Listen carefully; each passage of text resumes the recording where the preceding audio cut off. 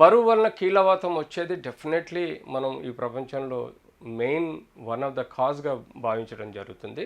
మన కీళ్ళు specially weight bearing part అంటే మనం మెడ నుంచి మొదలెడితే నడుం వరకు ఉండే 2 ఫేసెడ్ జాయింట్స్ ప్రతి ఎముక మధ్యలో, వాటిని నడుములో ఉండే ఫేసెడ్ జాయింట్స్ అంటాం, ఆర్ స్పైన్ జాయింట్స్ అంటాము. ఆ తర్వాత హిప్ ఉంటుంది, నీ ఉంటుంది, యాంకిల్ ఉంటుంది, అట్లాగే ఫుట్ ఉంటుంది. సో వీటన్నిటి కీళ్ళల్లో కూడా మనకు వెయిట్ బేరింగ్ పార్ట్లో బరువు ఎక్కువగా పడ్డప్పుడు వాటి మీద వేర్ అండ్ టియర్ పెరుగుతుంది. అంటే మనం ఎప్పుడైతే ఒక మోటార్ సైకిల్ మీద ఇద్దరు ప్రయాణం చేసేది ముగ్గురు ప్రయాణం చేస్తే ఎంతైతే బేరింగ్ మీద లోడ్ పడి బేరింగ్ అరిగిపోయే ఆస్కారం ఎక్కువగా ఉంటుందో తక్కువ పీరియడ్లో, అలాగే మనం ఎప్పుడైతే 55 కిలోల వరకు యావరేజ్గా ఉంటే వచ్చే నార్మల్ వేర్ అండ్ టియర్ కన్నా మనము 80 కిలోలు, 100 కిలోలు, 120 కిలోలు ఉంటే మన జాయింట్స్ మీద పడే బరువు ఎక్కువ, వేర్ అండ్ టియర్ ఎక్కువ ఉంటుంది. కాబట్టి మనకు త్వరితంగా ఎముకలు కీళ్ళు అరిగే ఆస్కారం ఉంటుంది. ఇలా కీళ్ళు అరిగినప్పుడు డెఫినెట్లీ మనకు డీజనరేటివ్ ఆస్టియో ఆర్థరైటిస్ అనే కీళ్ళవాతం వచ్చే ఆస్కారం ఉంటుంది.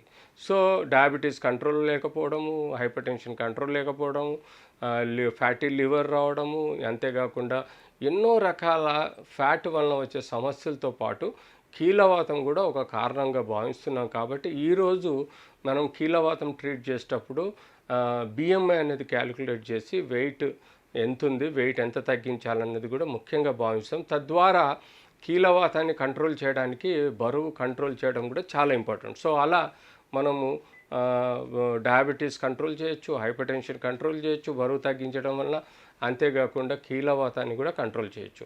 మేజర్గా డీజనరేటివ్ ఆస్టియో ఆర్థరైటిస్ అనే వ్యాధి కామన్గా మనం ఈ కీళ్ళవాతంలో చూస్తాం. కాబట్టి ఆ వ్యాధిని మనం మేనేజ్ చేయగలిగితే డెఫినెట్లీ మనం ఆ బరువును మేనేజ్ చేయగలిగితే ఆ వ్యాధిని కూడా మేనేజ్ చేయొచ్చు.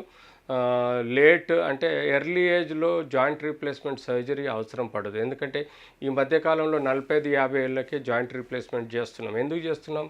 ఒబేసిటీ వలన వేర్ అండ్ టియర్ పెరగటం వలన, జాయింట్ అరిగిపోయి దెబ్బతింటం వలన మనకు 70 ఏళ్ళలో ఆపరేషన్ చేసేది 55, 40, 55, 50 ఏళ్ళల్లో ఆపరేషన్ చేయాల్సి వస్తుంది. అంటే అది కేవలం ఒబేసిటీ, బరువు ఎక్కువ ఉండటం వలన కీళ్ళు అరిగిపోయి కీళ్ళు దెబ్బతిని మనం తప్పనిసరి పరిస్థితుల్లో సర్జరీ చేయాల్సి వస్తుంది. సో ఒబేసిటీ అన్నది చాలా వాటికి కారణం అవుతుంది. కాబట్టి ఈ ఒబేసిటీని ముందు ట్రీట్ చేయాలి, ఆ తర్వాతనే కీళ్ళవాతాన్ని ట్రీట్ చేయాలి, లేకపోతే ప్యారలల్గా కీళ్ళవాతాన్ని ట్రీట్ చేయాలి. అలా మనం ఒక వయసులో ఉండే వ్యక్తులకు వారి బిఎంఐ, వారి వెయిట్, హైటు అన్నీ క్యాలిక్యులేట్ చేసి పద్ధతిగా మనం ట్రీట్మెంట్ చేయాల్సిన అవసరం ఉంటుంది.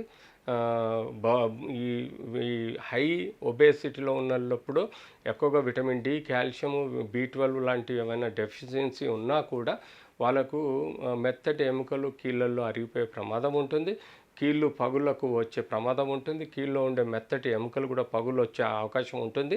తద్వారా కీళ్ళు ఎక్కువగా డ్యామేజ్ అయ్యే ప్రమాదం ఉంది. కాబట్టి ఒబేసిటీ వలన ఒబేసిటీ నివారించడమా, ఒబేసిటీని కంట్రోల్ చేయడం అన్నది పేషెంట్ యొక్క చేతుల్లో ఉంటుంది. దానికి డైటీషియన్స్, ఫిజియోథెరపిస్టులు, జిమ్ వాళ్ళు అందరూ కలిసి చేయాల్సిన సమగ్ర ప్రయత్నము, ట్రీట్మెంట్ ఇవ్వాల్సిన అవసరం ఉంది. తద్వారా ఒబేసిటీ తగ్గించి వాళ్ళకి కీళ్ళవాతం తగ్గించే ఆస్కారం ఎక్కువగా ఉంటుంది. సో మనం చర్చించుకుంటున్నాం, ఇది చాలా ఇంపార్టెంట్. పుట్టుకతోటి కీళ్ళవాతం వస్తుందా? దీన్ని మనం జువెనైల్ ఆర్థరైటిస్ అంటాం. స్పెసిఫిక్గా పోతే మనం రుమటాయిడ్ ఆర్థరైటిస్ అనేది జన్యుపరంగా రోగనిరోధక శక్తి యొక్క సమస్యల వలన కూడా మనకు పుట్టుకతోటి జువెనైల్ రుమటాయిడ్ ఆర్థరైటిస్ అనేది కామన్గా చూస్తాం. అంతేకాకుండా విటమిన్ డి, కాల్షియం తక్కువ ఉన్నప్పుడు కూడా పిల్లలలో న్యూట్రిషనల్ డెఫిషియన్సీ కూడా మనం తెలుసుకోవాల్సిన అవసరం. తద్వారా రికెట్షియా అనే డిజీజ్ వస్తుంది. సో మెయిన్గా పుట్టుకతోటి జన్యుపరంగా వచ్చేది ఎక్కువగా మనం రుమటాయిడ్ ఆర్థరైటిస్ అన్నది మనం స్పెసిఫిక్గా తీసుకొని, ఈ రుమటాయిడ్ ఆర్థరైటిస్ అన్నది రుమటాయిడ్ ఫ్యాక్టర్ ఏదైతే ఉందో అది పాజిటివ్ వస్తుంది రక్త పరీక్షల్లో. అంతేకాకుండా ఎక్స్రే, సిటీ, ఎంఆర్ఐలో కూడా మనం స్పెసిఫిక్గా తెలుసుకోవడం జరుగుతుంది. సిఆర్పి లెవెల్స్, ఈఎస్ఆర్ లెవెల్స్ పెరిగి ఉంటాయి. తద్వారా దీన్ని మనం క్లినికల్గా, అలాగే ఫ్యామిలీ హిస్టరీ, మెయిన్గా తాతలు, ముత్తాతలు, అంతేకాకుండా తల్లిదండ్రులకు ఈ కీళ్ళవాతం ఉంటే పుట్టుకతో పాటు జన్యుపరంగా పిల్లలలో ఈ వ్యాధి వచ్చే ప్రమాదం ఉంది. సో చాలా తక్కువ, రేర్గా అయినా కూడా ఇది మనకు ఈ సొసైటీలో కొంత పర్సంటేజ్, చాలా తక్కువ పర్సంటేజ్లో మనకు ఈ జన్యుపరమైన కీళ్ళవాతం వచ్చే ప్రమాదం ఉంది. సో ఎప్పుడైతే ఈ స్పెసిఫిక్గా రుమటాయిడ్ ఆర్థరైటిస్ వస్తుందో ఆ స్పెసిఫిక్ రుమటాయిడ్ ఆర్థరైటిస్ మనం రూల్ అవుట్ చేసుకుంటే అది ఆల్మోస్ట్ జీవితాంతం చాలా మందిలో ఈ వ్యాధి ప్రబలుతుంది. అంతేకాకుండా అది జీవితాంతం ఉంటుంది. సో మనం కేవలం మందులతోటి ఫిజియోథెరపీ తోటి స్పెసిఫిక్గా కంట్రోల్ చేయగలుగుతాం, కానీ పూర్తిగా తీసేయడం అనేది చాలా రేర్, కొంతమందిలోనే జరుగుతుంది.